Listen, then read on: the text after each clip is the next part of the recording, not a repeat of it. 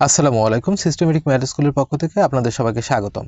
আমি মোহাম্মদ তরিকুল ইসলাম। আজকের ভিডিওতে যে বিষয়টি আলোচনা করব সেটি হলো সেরা অঙ্কের সেরা টেকনিক।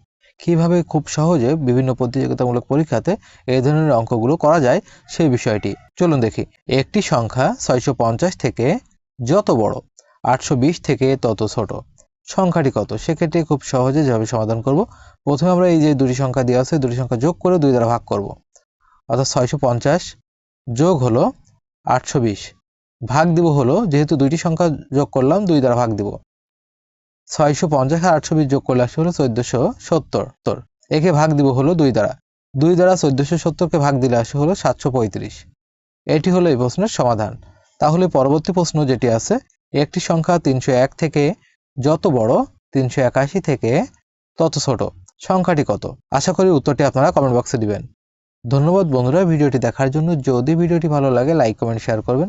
আর যারা নতুন আছেন ভিডিওটি দেখছেন অঙ্কের এমন আরও অনেক টেকনিক শিখতে বা জানতে আমার আইডিটি ফলো দিয়ে রাখবেন।